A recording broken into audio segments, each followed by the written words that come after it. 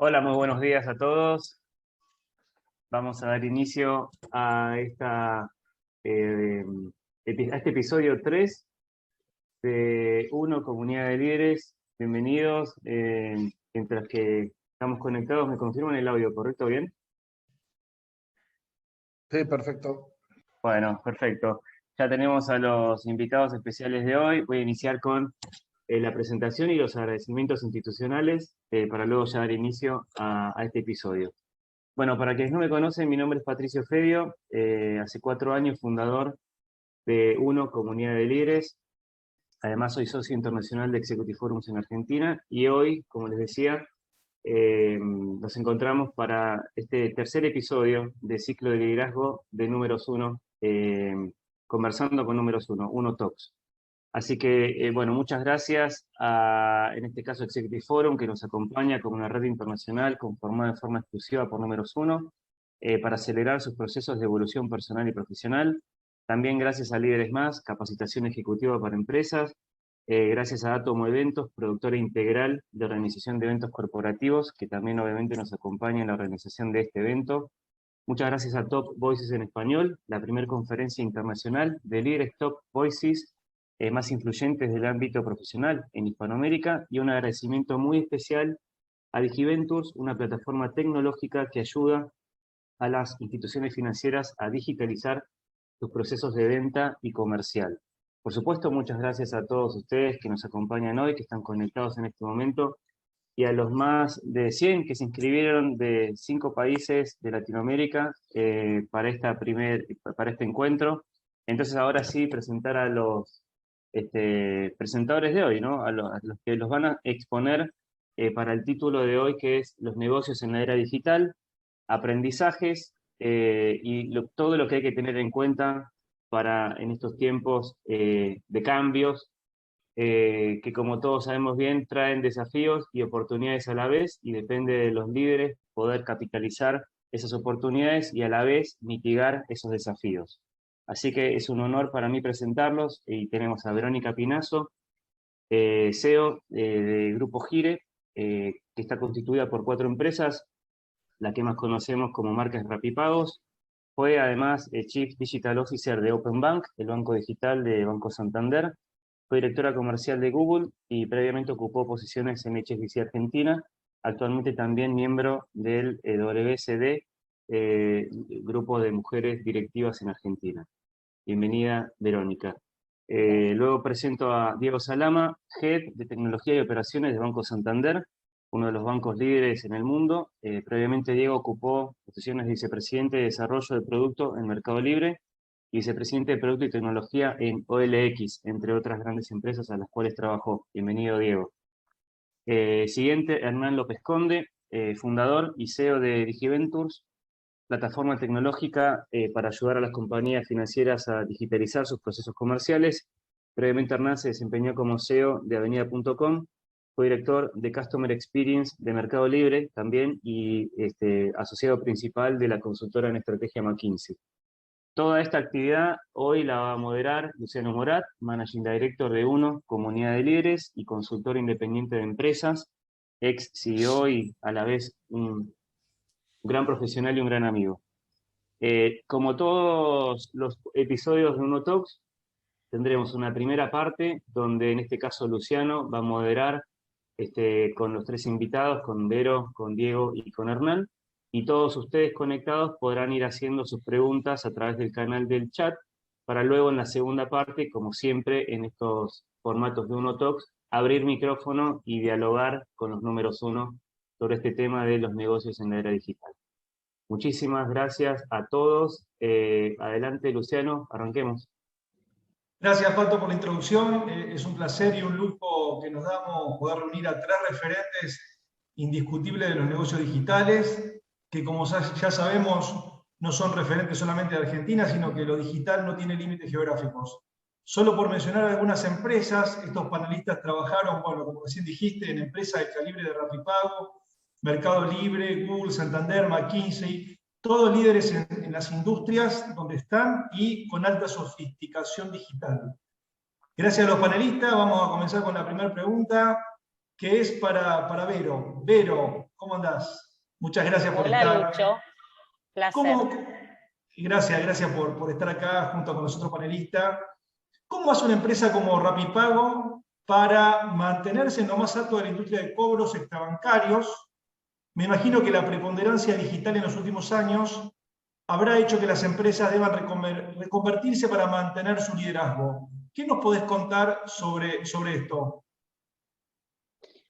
A ver, lo primero que te diría, Lucho, es, quiero caer en un lugar común, pero me parece que es válido, que es que uno no se tiene que enamorar de las soluciones, sino de los problemas. Entonces, eh, todas las empresas se supone que estamos para resolver algún tipo de necesidad.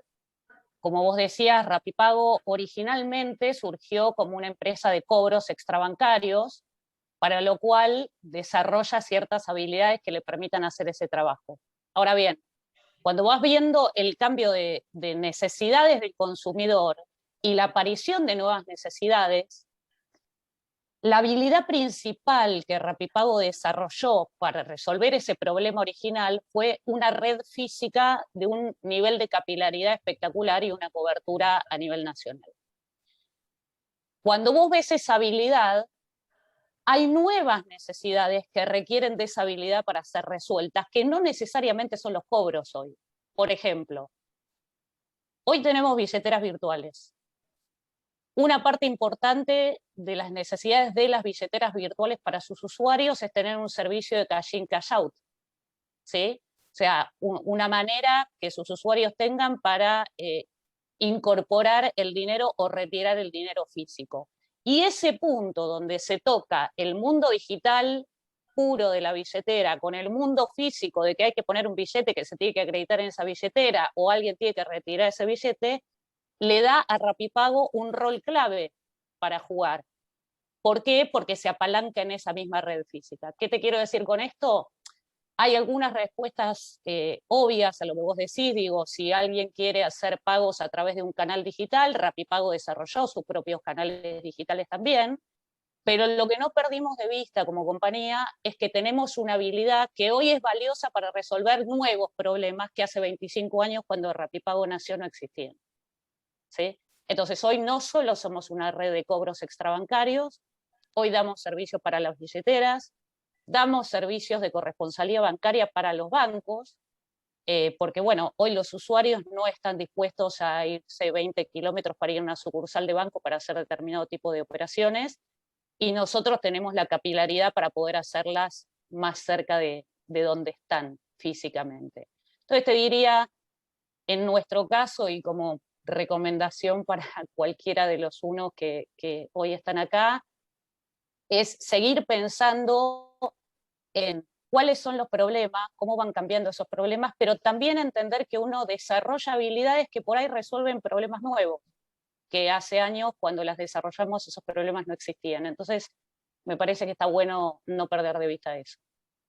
Vero, muchas gracias por la respuesta. Antes de saltar a la próxima pregunta con otro panelista, te hago una consulta. Ustedes que están en el negocio del dinero físico, ¿no es cierto?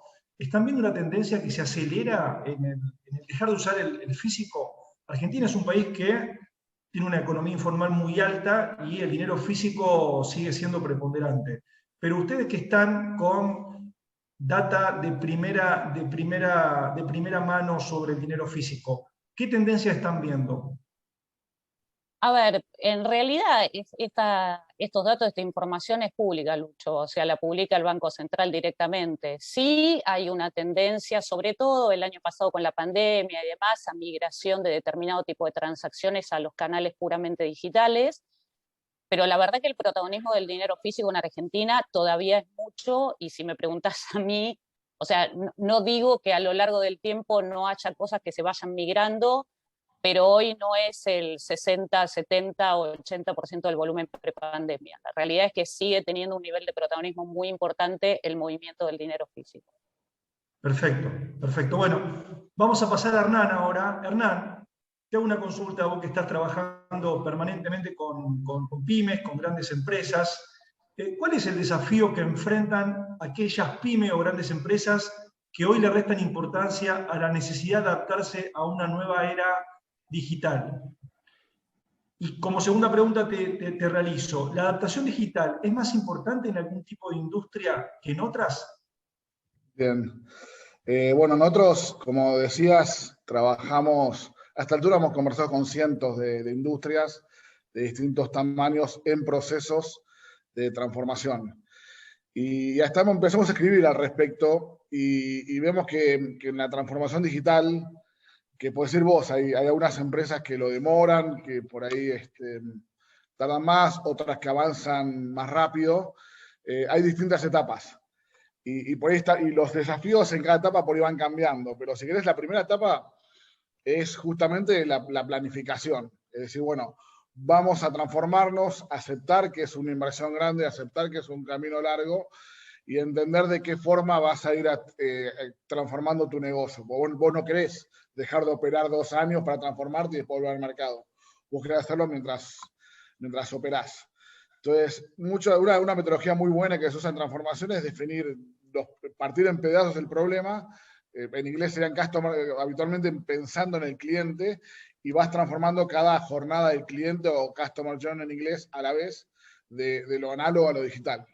Esa es como la primera etapa, que es planificar y partir en pedazos el problema. Y ahí, si querés, en esa primera etapa, el desafío para mí es justamente lo que seas vos. Reconocer el desafío, reconocer lo que implica, y es como ponerse a dieta, ¿no? Bueno, uno lo puede postergar en un momento y dice, bueno, listo, lo voy a hacer de esta forma. Ese sí que es la primera etapa y sus desafíos. La segunda es decir cómo lo vas a hacer. Depende de la escala de tu negocio, vos siempre tenés la decisión en lo que es tecnología de construir o comprar. Y que encima no tenés recursos ilimitados. Entonces, tenés que ser muy inteligente en la forma en la cual elegís qué vas a hacer vos dentro de casa, qué vas a contratar, y después lo que contrates, a quién te va a acompañar en esa jornada, en qué formato, si va a ser más, por ejemplo, un producto como lo que hacemos nosotros, que es un software as a service, o si vas a contratar un software factory que te hace algo a medida, pero después por ahí tenés más temas de mantenimiento, ¿no? Entonces, esa es la segunda etapa, y el desafío justamente es priorizar, decidir, entender tus limitaciones presupuestarias o de capacidades, entender qué vas a hacer, qué vas a pedir ayuda y demás. Segunda etapa. La tercera es donde empieza la ejecución, la transformación, donde vos decidiste cuál es tu plan, cómo lo vas a hacer, empezás a ejecutar, a invertir, vas, como decíamos, jornada del cliente a transformando procesos, cambiando estructuras, implementando tecnología, haciendo integraciones. Y ahí te aparece el gran desafío de cualquier transformación, que es, vos ya tenés una organización con una cultura y la tenés que transformar en una cultura más digital. Entonces ahí te aparece el desafío, el principal suele ser el humano, ¿no? La resistencia, el miedo al cambio, igual que cualquier otro tipo de transformaciones. Ese para mí es el principal desafío de la tercera etapa. Y la cuarta, que la llamamos iteración, que para mí es interesante, porque mucha gente dice, bueno, terminé mi transformación digital. En realidad sí, es verdad, terminaste una etapa, pero estás empezando tu nueva vida como empresa más digital, ¿no? Entonces no es el final, no es que cerramos todo, listo, empezás a aprovechar, a capitalizar toda tu inversión, y eso significa iterar. Y ahí el desafío es creer esa cultura de iteración. Empezaste a adaptar tu primera hipótesis de cuál es la solución digital a tus clientes. Entonces, ahí arrancás a medir métricas, ajustar, y todos los días ajustando tu maquinaria digital, ¿no? Los que hemos trabajado en empresas digitales nos parece normal, pero en las empresas por ahí más tradicionales, la tecnología es algo que se pone y después ya queda andando, y no. Es algo que debería estar constantemente vivo, y ahí para mí el desafío es justamente eso, crear esa mentalidad de ágil, o hay varias formas de llamarlo, agile, hay metodologías, Scrum y demás, trabajar en tribus, ahora que también está de moda, pero básicamente tiene que ver con, estás constantemente mejorando tu tecnología. Entonces, si querés, lo que acabo de decir es desafíos distintos en cada etapa, a medida que vos vas avanzando, es un camino largo, y tal vez el factor transversal, y siempre pasa en las transformaciones, es el factor humano. Es como uno tiene que, o como líder, llevar a los equipos a esa nueva forma de trabajo, aceptar el cambio, abrazar el cambio y ser parte de eso. Y en el medio tenés como líder los desafíos de la gente que se adapta y son promotores del cambio y lo tenés que potenciar, los que están dudando y tenés que acompañarlos un poco, y los que resisten, que en algún momento tenés que poner un corte a esa resistencia. Pero eso por ahí es el factor en común en cada una de las etapas. Y esa es nuestra perspectiva. Y sobre la segunda parte de la pregunta, Lucho, de cuáles industrias, esto es algo que lo dice mucha gente, no es necesariamente algo que inventé yo, pero lo que estamos viendo hoy es que la transformación digital avanza por distintos sectores de la economía. Primero avanzó y transformó ya indiscutiblemente los sectores menos regulados, el comercio, el entretenimiento. Hoy está mucho foco en fintech, en servicios financieros. Es como que se empezó a meter la transformación digital en lo que son los negocios regulados. Creo que vienen un poquito atrás de servicios financieros, salud, educación. Espero que en algún momento llegue la tecnología a la justicia, por ejemplo. Pero básicamente decir qué sectores más. Creo que a casi todos en mayor o menor medida, sobre todo los que tienen más componentes de servicios que de manufactura, tienen más propensión a digitalizarse, y a lo largo del tiempo estamos viendo eso, ¿no? Que estamos más ahora pasando de transformaciones de negocios menos regulados a más regulados, porque es más complejo, pero la cosa avanza, y creo que todos estamos muy entusiasmados en ver que esto llegue a la salud, a la educación, a cosas que son muy importantes para la vida de nuestras familias. Clarísimo, Hernán. Y a ver, aprovecho para invitar a la gente a que vayan haciendo sus preguntas por chat, que después Patricio la va a estar compartiendo con los panelistas. Antes de pasar a Diego, te hago una consulta, Hernán. A ver, un poco compartir mi experiencia larga en relación de dependencia, donde no me encontré tanto con esto por un tema de que eran todas empresas de primera línea que tenían muy buenos equipos de sistemas, de IT, de procesos, pero que sí me empecé a encontrar mucho en mi etapa de consultor independiente, donde noto que muchas pymes o incluso grandes empresas tienen esa parálisis en función de anclaje que fuiste comentando vos, ¿no es cierto? Primero por no tener un departamento de sistemas fuerte, el desconocimiento, el no tener las personas adecuadas que puedan decodificar la necesidad y la interfase con una empresa de sistema que se dedica específicamente a eso, vía enlatado o vía un sistema tailor-made. El tema del dinero, sienten de que no es core estar invirtiendo o gastando, de alguna forma, en una renovación tecnológica. Y tercero es el tema del corto plazo, ¿no es cierto? El cortoplacismo en Argentina es muy fuerte, y tener una solución de acá a 2 años, donde uno sabe que tiene que transitar un camino doloroso, hace que paralice al empresario y no haga ese cambio, ¿sí? Entonces, ¿cómo ves el tema de las nuevas generaciones? Porque no es lo mismo una generación que está entre los 40, 60 años, que las generaciones que vienen nuevas, que son nativos digitales y tienen un poco más de pasión y de menos parálisis, de menos miedo por el cambio tecnológico. Y es el principal desafío, como decía antes, justamente la resistencia al cambio, el miedo a lo desconocido. Eventualmente cuando te vas a generación, no estoy hablando en general, ¿viste? Esto está plagado de excepciones, pero sí es verdad que cuando uno está al final de su carrera, por ahí dice, bueno, no, yo quiero menos lío, terminar mi etapa. Entonces es verdad que hay un tema generacional con muchísimas excepciones a esa regla. Pero sí, vos tenés que tener un líder que, no importa tanto la edad, pero que sea entusiasta del cambio y de la tecnología. Y eso también a veces no es la persona más senior, a veces es alguien por ahí que lo tenés en la organización, a veces lo tenés que ver afuera, pero sí es importante que alguien que lidere y que contagie ese entusiasmo, esa positividad del cambio. Y respecto a la primera parte, no tiene tanto que ver con la parte soft, también te diría, en este momento de tanta innovación, es increíble como uno va viendo que aparecen, no solo la nuestra, otras startups en el mercado, con lo cual, y día a día nos pasó a nosotros que estábamos buscando una solución que no existía hace un año, hoy existe tal cual la necesitamos. Entonces, la oferta de soluciones que hay, sobre todo en el mundo de software as a service, vos llamaste enlatado, esa palabra quedó un poquito, pero hace que haya muchas opciones y de bajo costo de trial para digitalizar tus procesos. O sea, además de lo que decía Generacional, también hoy el mercado de software te está dando un montón de alternativas que reducen tu riesgo de encarar una digitalización. Entonces, el contexto está mejorando, por un lado, y por otro lado sí es importantísimo la decisión de todos los unos de ver quién va a liderar estos procesos. Gracias Hernán. Bueno, vamos con Diego. Gracias Diego por estar presente. Te hago una consulta. Gracias a ustedes. Gracias. ¿Cómo hace una entidad bancaria como Santander, ¿no es cierto? Líder mundial, para competir con los bancos digitales nativos, ¿no es cierto?, que están apareciendo.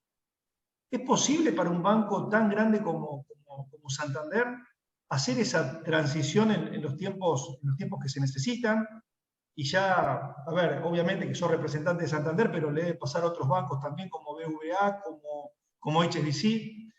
¿Cómo tomar una decisión de cambiar un modelo que fue exitoso durante varios siglos y dejarse llevar por un modelo incumbente, digital, que ni siquiera todavía compite en igualdad de condiciones con el tema regulatorio? ¿Cómo hacen para saltar ese charco, tirarse de una y competir en diferencia de condiciones?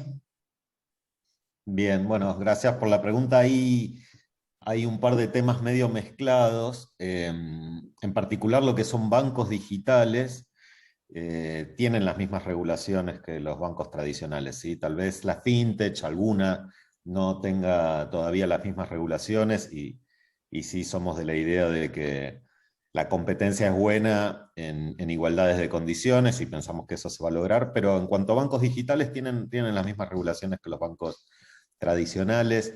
Si vos querés saber, pienso que no es distinto a otras industrias, ¿no? Los bancos digitales nacen más frescos, probablemente con procesos más simples, tal vez con una oferta de productos más sencilla, sin haber acumulado durante años estructuras que en su momento tenían sentido y tal vez hoy en día no. Esa es su ventaja, tal vez la velocidad de desarrollo, la cercanía con el usuario. Y los bancos tradicionales tal vez cuentan con la ventaja de la solidez, de la marca, de estar presentes en el mercado hace mucho tiempo, cosa que es bastante importante cuando uno está hablando en dónde pone su patrimonio, ¿no? Dónde deja su dinero. ¿Lo pones en una institución de cientos de años o lo pones en una empresa que tiene un año de existencia? Entonces, cada uno juega con sus competencias. A la larga, yo lo que vislumbro es que esto se va a ir acomodando y que finalmente nos vamos a quedar en la industria con una propuesta que toma lo mejor de los dos mundos, ¿no? La cercanía de los bancos digitales, procesos más sencillos, la no necesidad de tener que llamar por teléfono o ir a una sucursal para hacer operaciones que uno podría hacer desde una aplicación móvil, pero también la cercanía con un humano, cuando uno necesita asesoramiento y necesita consultar o necesita tomar decisiones sobre movimientos patrimoniales tal vez más importantes, como comprar una casa, comprar un auto, etc.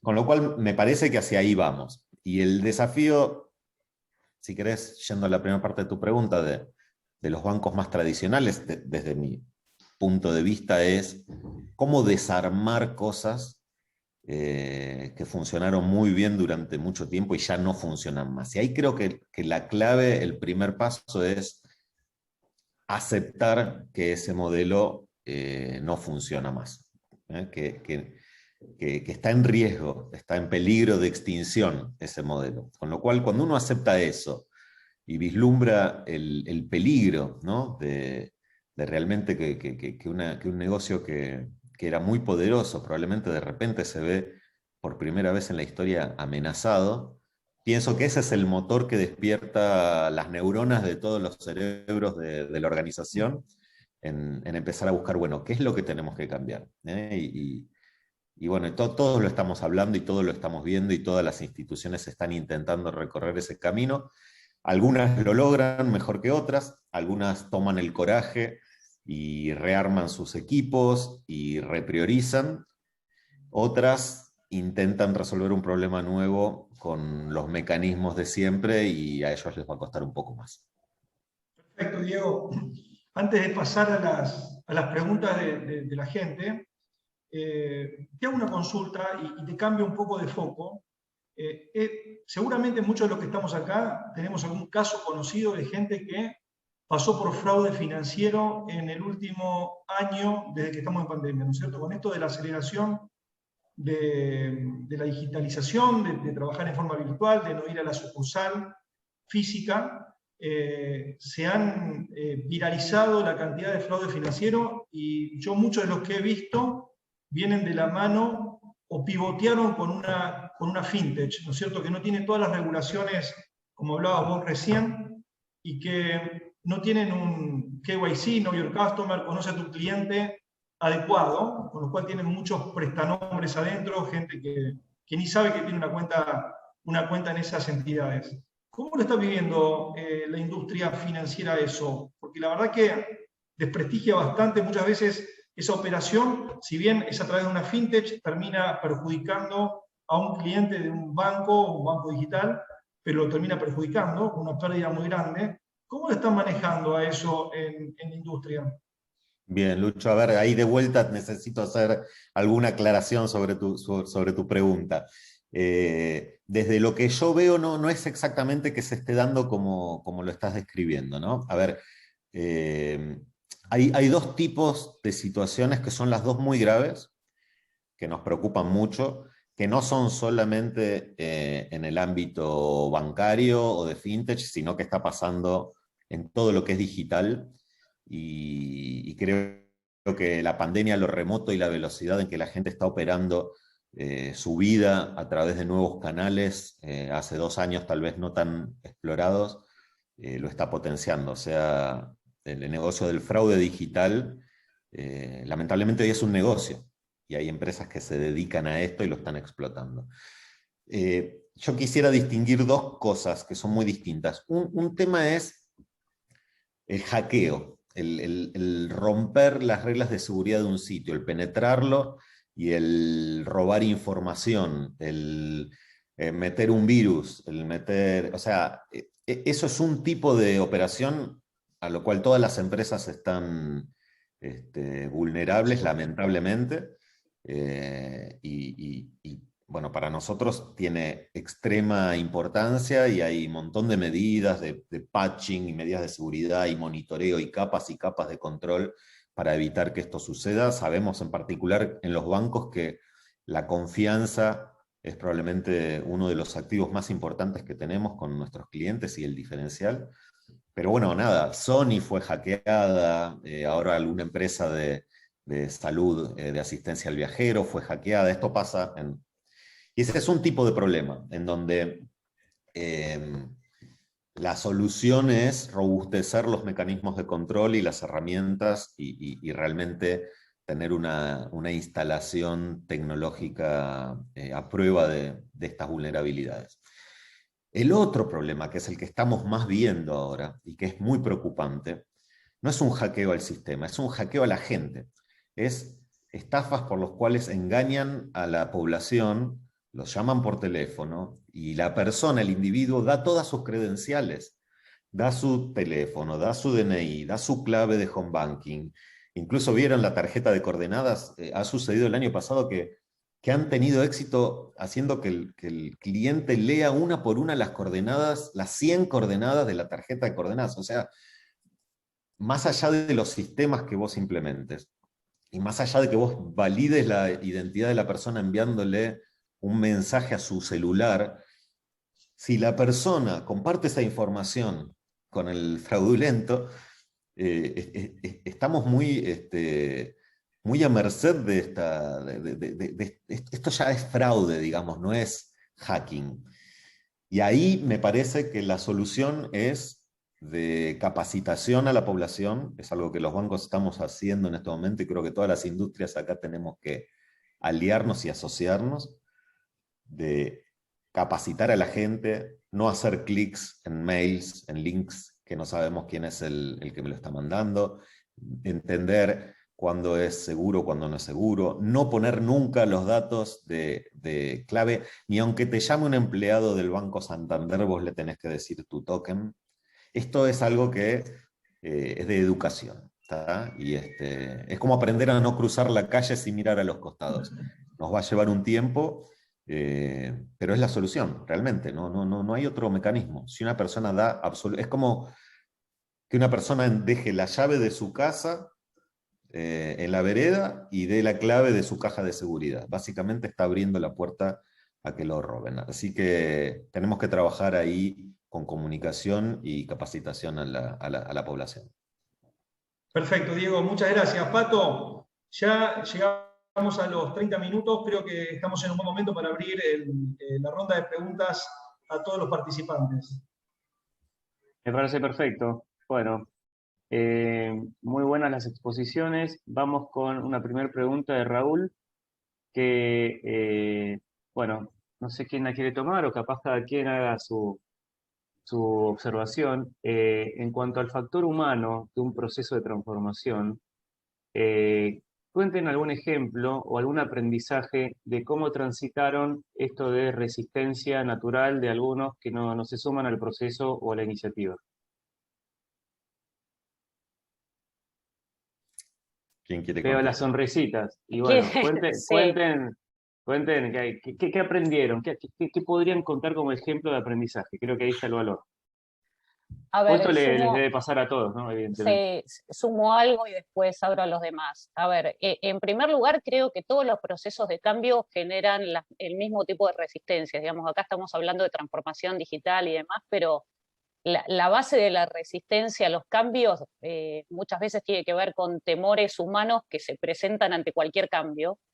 Ujú. Y en particular, de mi experiencia personal, creo que hay algunos de esos temores que se pueden trabajar. Por ejemplo, hay gente que cree que el valor que aporta una organización es sobre un conocimiento técnico específico. Entonces, si vos le decís, a partir de mañana no vamos a hacer más las cosas con este sistema, vamos a cambiar el sistema porque hay algo mejor, el tipo cree que desapareció del mapa, porque dice, yo lo único que sabía era este sistema, si me cambias el sistema yo no existo más. Ujú. Ahora, vos podés, por ejemplo, con un perfil así, ayudar a esa persona a reconvertirse también y que entienda que su valor no tiene que ver con una solución específica, y creo que volvemos a lo mismo. Digo, todos tenemos, las empresas, pero también las personas tenemos que entender que la dinámica de las necesidades va cambiando y que las capacidades que tenemos para resolver necesidades también tienen que cambiar y que es posible que esto suceda. Obviamente hay algunas personas que las podés acompañar en este proceso y que realmente se suben y que empiezan a entender que tienen que ser más flexibles para desarrollar sus capacidades acorde a las necesidades, y otras personas no.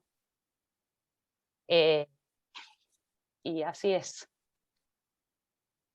Yo coincido de que hay un tema de resistencia al cambio que es natural en el ser humano, ¿no? El ser humano intenta moverse en la zona de confort hasta que aprende a disfrutar la adrenalina del cambio, ¿no? Entonces, una de las maneras de intentar traer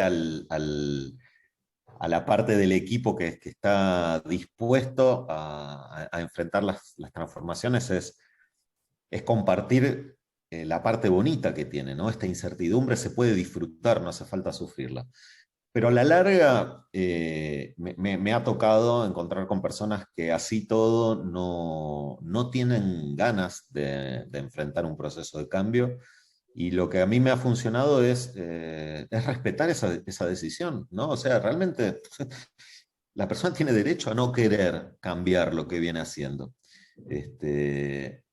Lo que pasa es que la organización tiene que evolucionar de todas maneras, con lo cual ahí, bueno, es una charla de ver si siguen siendo compatibles los caminos de la organización y los caminos de la persona.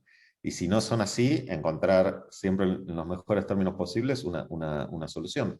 Pero es respetar que no todos van a tener ganas de subirse al cambio. Y es más, no creo que sea buena idea destinar desmesurada energía en intentar que todos se suban al cambio. O sea, yo pienso que hay que acompañar, generar los estímulos, generar los acompañamientos, pero personalmente prefiero destinar más tiempo a aquellos que sí están con energía, que no destinaría el 90% de mi tiempo a convencer a los que no tienen ganas. Así que es un tema de que cada uno ponga su parte y aceptarnos que hay veces que vemos las cosas distintas y que cada uno tiene que hacer su camino. Diego, ¿te puedo Sí. sumar algo sobre Hernán que me dejaste pensando Dale, dale. con la primer parte de tu respuesta, de esto, la zona de confort y demás, y cómo haces para migrar de ese miedo a la inestabilidad a, che, también tiene un costado bueno, si vos aprendés a disfrutar de ese costado bueno.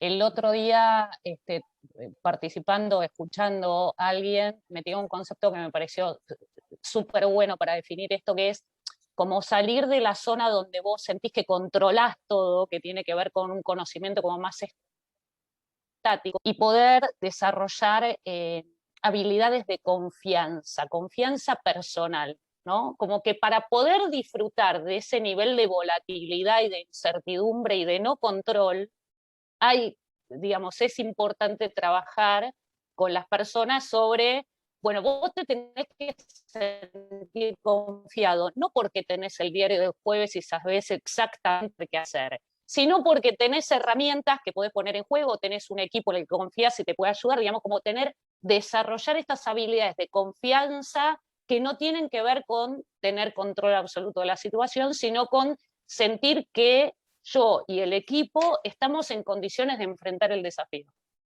¿no? Y eso se Independientemente logra, coincido 100%, y se logra cuando vos le creas un entorno, un playground, un entorno en donde admitís y explícitamente de que estamos en un proceso de transformación y que estamos aprendiendo y que nos vamos a equivocar y que no pasa nada y que lo divertido es cómo de lo que nos equivocamos aprendemos y la próxima vez nos sale mejor, y en donde hasta los líderes admiten sus debilidades y sus dudas, y la verdad es que es maravilloso cuando eso sucede. Es imposible que suceda en un entorno de control en donde se castiga el error inmediatamente. Bueno, ahí realmente no es el mejor escenario para que surjan que la gente se dé permiso a experimentar esto, ¿no? Entonces, bueno, es importante cómo en la organización se genera un entorno que lo habilite.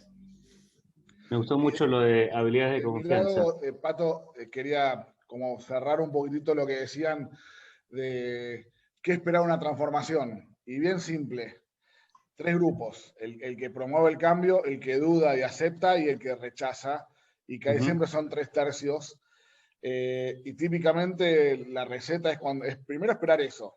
El segundo, identificar ese primer tercio de promotores, reconocerlos, potenciarlos, dejar que influencien positivamente a los otros 2/3. Después de un tiempo, identificar los 2/3, cuáles son los que realmente tienen una chance, y ahí dedicarle mucho tiempo a rescatar ese segundo tercio que, si lo empujamos un poquitito, se va a sumar al cambio. Y luego creo que Diego y Ibero dieron ejemplos sobrados de cómo gestionar al tercer tercio, pero eventualmente habrá que separar caminos. Al final hay que esperar eso, tal vez, que va a pasar durante un proceso de transformación, que ese tercer tercio, al final del proceso no va a estar más. Y por último, bien breve, compartir mi experiencia para que vean también, que es bastante buena, que es, a mí me toca hacer una transformación operativa en una empresa nativa digital como Mercado Libre. O sea, no era una transformación digital, era transformación de cómo operamos en un equipo con gente nativa digital. Pasó lo que acabo de decir. Yo no me di cuenta, pero al año que habíamos empezado la transformación, de 1000 personas que había más o menos en el equipo que yo lideraba, 200 y pico habían salido. Casi 300, si querés. O sea, hasta en una organización joven, y por ahí también pasa, por lo cual creo que es un factor, como decían Ver y Diego, muy humano, y que hay que esperar y hay que usar las mejores formas para que en vez de ser 2/3 sean el 80%. Ojalá que podemos subirle al cambio, pero esperar que cuando uno encara estos procesos, estos grupos se vayan armando, creo que es una sugerencia, una recomendación. Muy bueno todo lo que están contando, chicos. Puedo sintetizarlo en un aprendizaje clave es comunicar, y comunicar, y comunicar, y comunicar. Porque es un proceso iterativo, esto de los que toman rápido es como en cualquier tecnología los early adopters, ¿no? Esos se suben rápido al tren, De acuerdo. y después están los que les toma más tiempo procesar eso, y después están los que nunca adoptaron o no van a adoptar. Y en esto entiendo que es un camino similar, y siempre comunicar desde el propósito, ¿no? Desde la razón, desde el sentido, por qué, para qué. Eso allana mucho el camino. Así que bien, vamos a otra pregunta. Esto es factor humano. Ahora, digo, como para separar un poco los bloques, pues tomo factor procesos y factor tecnología. Ahora, factor proceso. Ya entendimos cuál es la razón del por qué, para qué del cambio. ¿Cómo facilitamos a través de procesos nuevos? Porque digo, una cosa es la actitud y la motivación o el incentivo de estar alineado frente al desafío de cambiar, y otra es que, bueno, pero decime cómo hay que hacerlo. ¿Hay un proceso nuevo? ¿Qué pueden aprender, o sea, qué pueden compartir de este aprendizaje de la parte de procesos? El cómo. ¿Disparo? Sí, dale, Vero. No, dale vos, Hernán. No, yo diría, creo que acá la solución es algo que también se escucha bastante en la industria, que es metodologías ágiles. Sumado a una planificación inicial, creo que uno no puede arrancar a trabajar de forma ágil si primero no definió a dónde querés llegar, como decía al principio, ¿no? A dónde estás hoy, a dónde querés llegar y cuáles son las grandes etapas para llegar a dónde querés llegar. Entonces, hay una etapa de planificación, pero bastante rápida, y luego implementar metodologías ágiles que justamente lo que te permite es traducir ese plan en métricas y estar constantemente tomando acciones para que esas métricas mejoren y que vos llegues a donde querés llegar. Y por ahí una reflexión que me pasó a mí como consultor de estrategia, que cuando pasé al mundo digital, que para mí fue la felicidad, porque siempre tuve por ahí el bichito más digital y descubrí un mundo que me encantó, Mercado Libre, pero también me di cuenta que lo que por ahí las empresas tradicionales planifican mucho. Yo también antes de Magneto trabajé en Coca-Cola y estamos 6 meses haciendo un business plan a 3 años, hiper detallado, unas planillas enormes. Bueno, cuando uno trabaja de forma ágil eso no hace falta. La planificación tiene que ser más express, más direccional, y después la estrategia la pones en la metodología ágil. También está gente que piense de forma estratégica.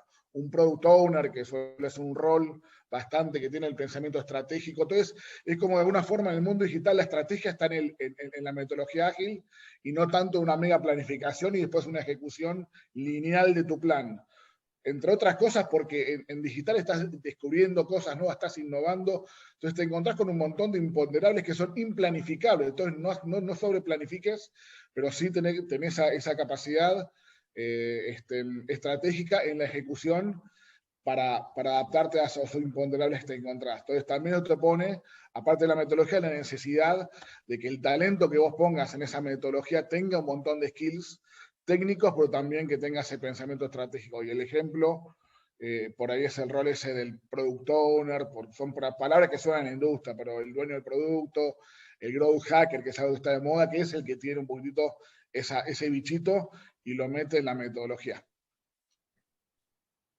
Gracias, Hernán. Ahí yo lo relaciono mucho con un comentario que hace María González, que dice cuáles serían los pilares fundamentales para desarrollar y lanzar un producto dentro de los tiempos que nos exige el mercado y la competencia. A veces una gran idea, producto, deja de serlo si se tarda demasiado en concretar. Eso va muy en línea con lo que vos decís de trabajar más en metodologías agile, rápido, y no buscar procesos que sean muy largo plazo, que finalmente nos despistan de cuál es el próximo paso necesario. Yo acá perdón. Dale, Diego.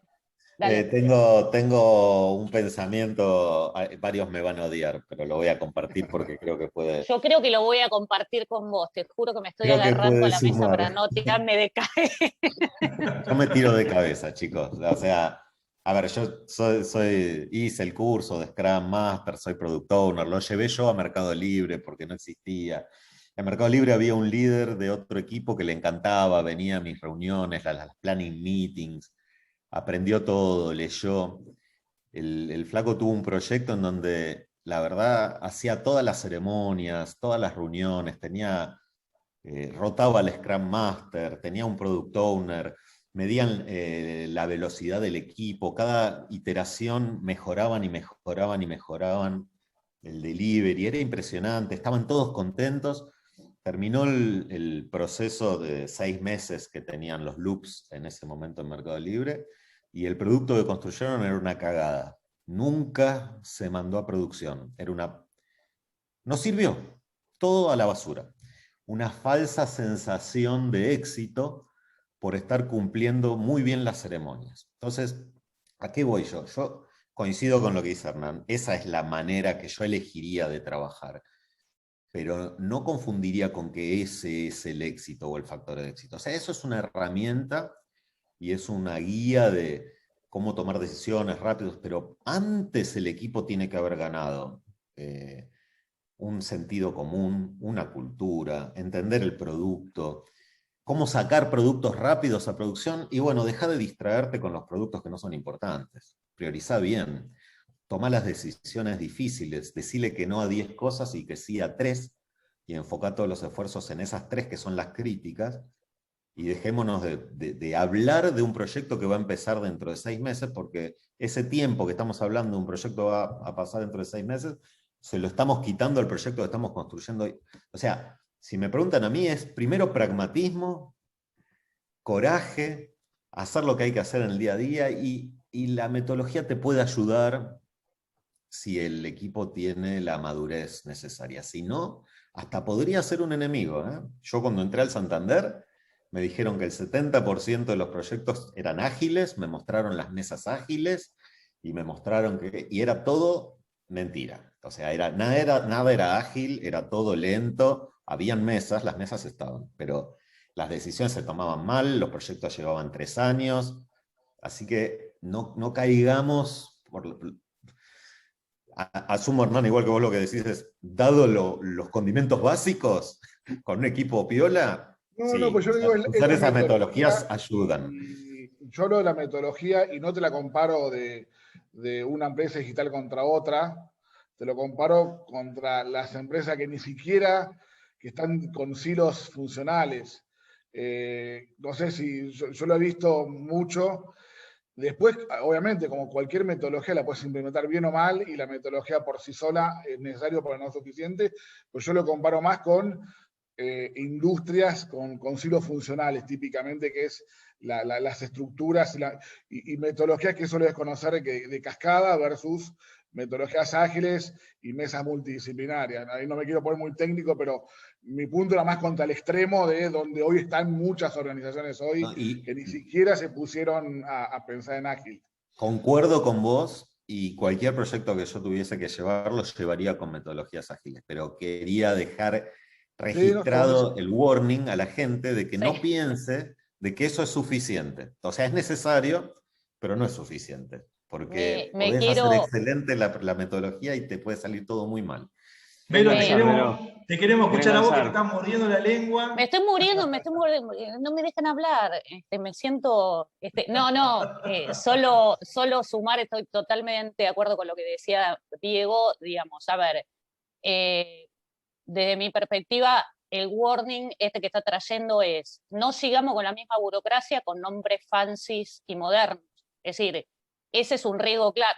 Digo, todos sabemos que la diferencia la hacemos en la ejecución de las cosas, no la hacemos en la teoría de las cosas. Idea brillante hay un montón. El tema es, hay algunos que pueden ejecutar y otros no, algunos ejecutan mejor y otros no. Entonces, primer warning, eso. No mantengamos el mismo nivel de burocracia, pero con nombres modernos, entonces nos creemos unos cancheros bárbaros cuando en realidad estamos funcionando igual que antes. Entonces, si dijéramos qué es lo que sí, esto, creo que estamos todos de acuerdo, ¿no? Digo que, digamos, velocidad, agilidad y demás. ¿Cuáles son los componentes básicos que tiene que tener eso? Después llamémoslo como quieran. Es, la toma de decisiones tiene que ser lo más corta posible.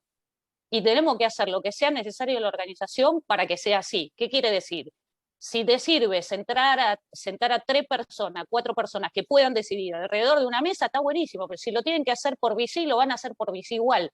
Lo único que tiene que quedar claro es que no podés tener 7 pasos para tomar una decisión. O sea, tenés que acercar al tomador de decisión al barro y poner en ese barro los 3, 4 que tienen que estar, y no puede ser un comité de 200 personas, no puede diferirse a lo largo del tiempo, acá lo discutimos, después se lo mostramos a alguien, hacemos un PowerPoint. O sea, lo que tenés que tener claro es que tenés que acortar el proceso de toma de decisiones, para lo cual tenés que empoderar a la gente que se sienta en la mesa y que realmente la decisión se tome ahí, y como decía Diego, no nos enamoremos de la herramienta es un facilitador.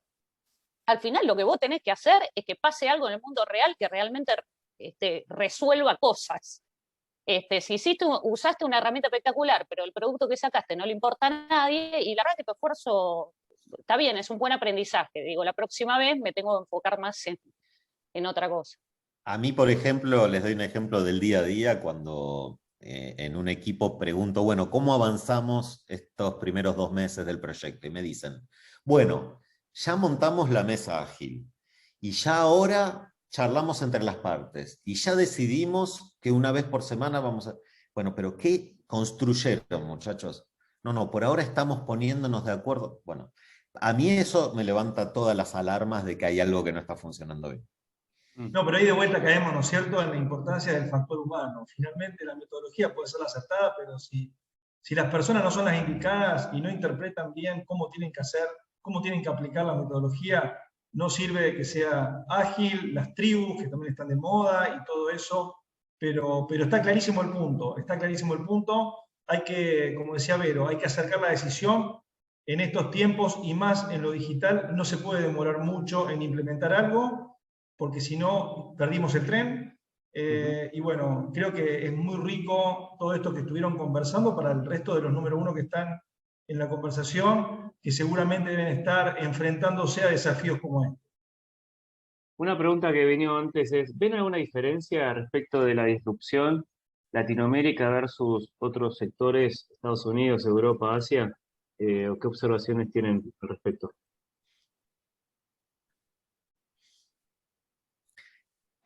De mi lado, a ver, no, a ver, solo un comentario muy, muy breve. Creo que nos faltan tantas cosas en Latinoamérica en comparación con la abundancia que puede haber en otras regiones, que de vuelta, viendo la parte positiva de eso, creo que nos hacemos más multitasking y más generalistas, y es más habitual encontrar, no sé, un programador full stack o alguien que conoce de tecnología, comunicación, UX, negocio. Es más fácil encontrarlo en nuestra región que en otros países en donde los verticales están como más definidos, ¿no? Porque les sobran los recursos. Es solo ese comentario. De mi lado, sumar que lo primero, medio me esperable, sí, cuando uno ve indicadores de digitalización por industria, los mercados emergentes van atrás de los desarrollados, ¿no? Si vos penetración de e-commerce en Estados Unidos, Europa versus Latinoamérica, Asia, bueno, Asia puede ser una excepción, o África, vamos atrás porque hay menos acceso a capital, porque tal vez el ecosistema emprendedor está es más pequeño, pero no tanto, pero hay como un cierto lag, cierto desfasaje temporal. Y el segundo punto, que lo decía Diego, que sobre todo en el mundo de servicios financieros, la gran diferencia que tenemos en Latinoamérica es que falta infraestructura. Entonces vos ahora de digitalizar en Estados Unidos, vos tenés el 90% de la población bancarizada, no sé qué cantidad de ATMs o POS per cápita, burós crediticios para el 100% de la población, y cuando te vas a países emergentes, ¿no? Y Latinoamérica en particular, no existe esa infraestructura.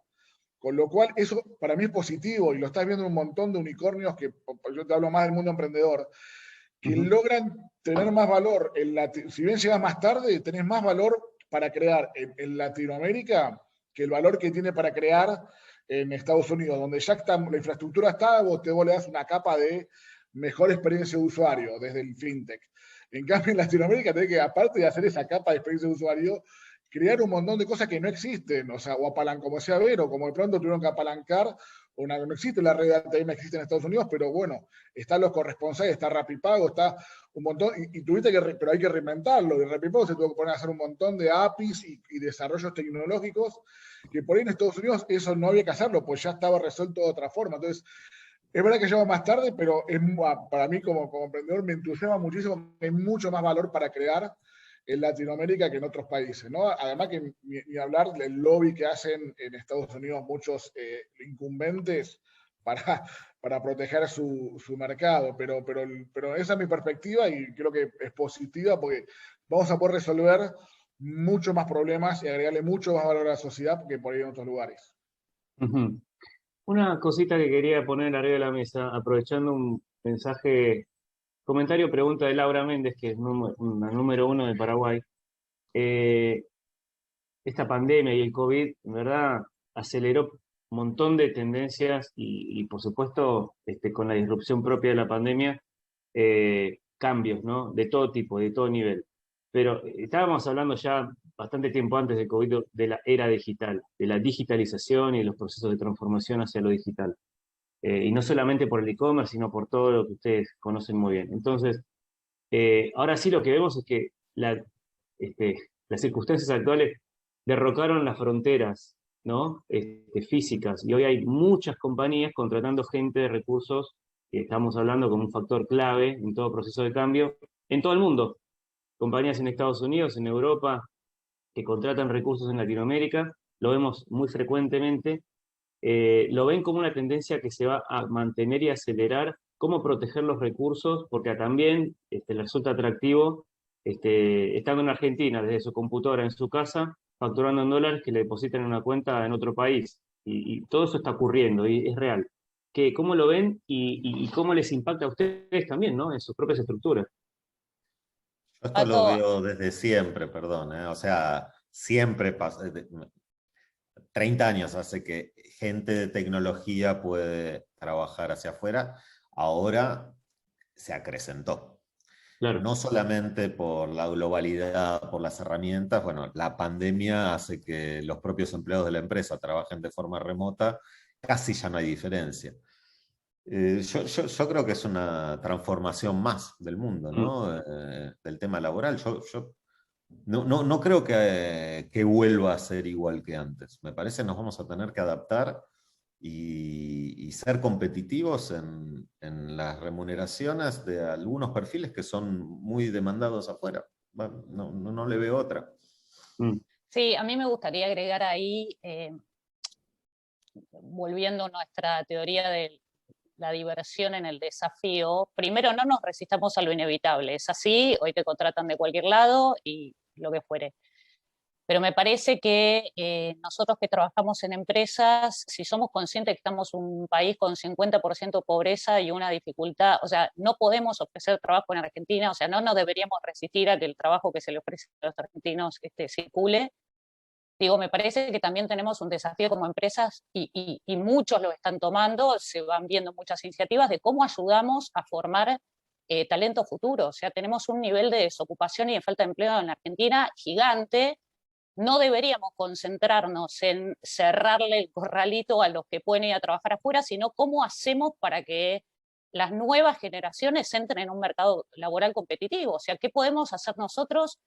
Digo, ejemplo, cuento el ejemplo nuestro porque lo conozco. Nosotros estábamos trabajando con algunos colegios y demás para tratar de cubrir la brecha entre cuando un chico termina el secundario, que no tiene habilidades por ahí para ponerse a trabajar en una empresa porque no necesariamente la currícula del secundario lo habilita en las capacidades que nosotros en las empresas necesitamos.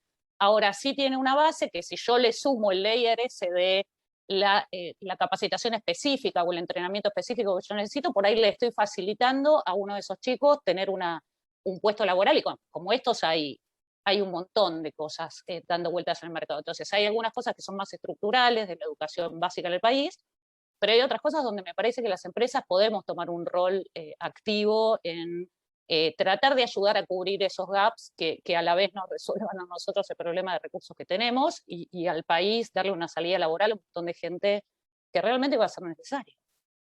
Es una realidad. Quiero aprovechar el comentario tuyo, Vero, porque antes hubo alguien que destacó y mencionó, Gire es una empresa B. A mí es un tema que me apasiona, porque justamente habla de la responsabilidad que tenemos los líderes en organizaciones de contribuir a generar valor de triple impacto, ¿no? Impacto económico, porque damos trabajo y generamos riqueza. Por otro lado, el impacto social y de la responsabilidad. Y por otro lado, el del cuidar el medio ambiente y el planeta. Contame un poquito, ¿cómo se vive esto interno, puertas para adentro, y qué efecto genera a nivel cultura y a nivel productividad? ¿Cómo penetra esto dentro de una organización tan grande como Gire? A ver, lo que te diría, y te cuento lo que me contaron, porque yo estoy nueva en Gire y ya era B antes de que yo entrara, con lo cual esto es tradición oral dentro de la compañía. Un poco el proceso de empresa B en Gire de la certificación, te diría que fue al revés, y yo habiendo entrado hace relativamente poco a la compañía, lo percibí de esa manera. En realidad, la cultura de Gire era B.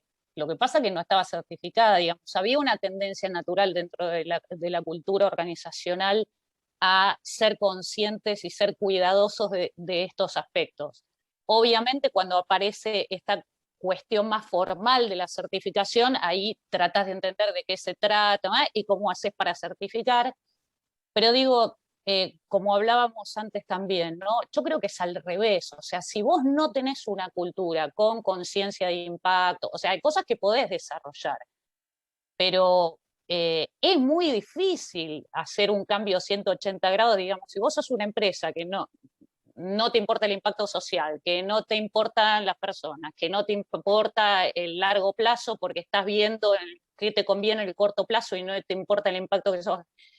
Cambiar de 0 a 180 es bastante complejo. Y en el caso nuestro te diría que fue al revés. Un poco el mensaje de la certificación fue algo así como, ustedes son B, pero todavía no se enteraron.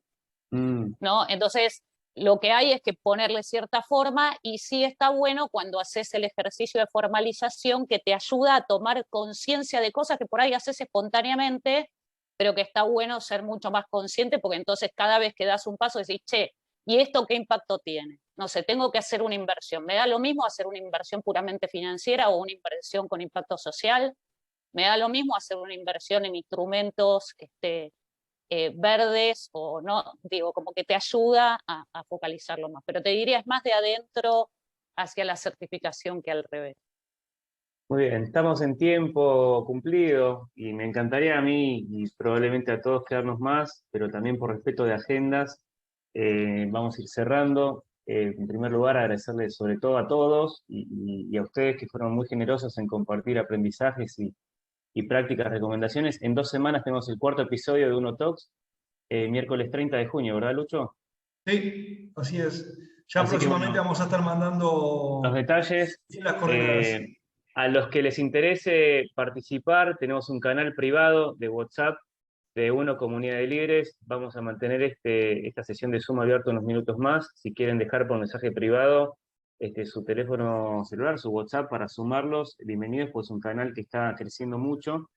Y como resumen mío, takeaway que me llevo a casa es el factor humano es el eje primario de toda esta conversación de negocios en era digital. Como dijimos, desde el rol nuestro de los número 1, comprender que hay resistencia natural. Yo siempre digo, la evolución de las organizaciones depende de la evolución de su propio líder y sus propios líderes, así que todos en verdad nos tendremos que cuestionar en qué nos estamos resistiendo y qué queremos promover para potenciar y cómo generar más impacto sustentable y responsable. Me encantó la conversación, hay muchos comentarios muy buenos, así que súper agradecidos y felicitaciones. Desearles una muy buena jornada y que ante cualquier circunstancia sigamos en contacto, generando valor. Muchas Bueno, gracias Pato, gracias a los speakers, un lujo haberlos tenido. Gracias por la invitación. Muchas gracias a todos, buen día. Muchísimas gracias, muy buena jornada y buena semana a todos. Muchísimas gracias. Muchas Pato. gracias. Gracias. Hasta luego.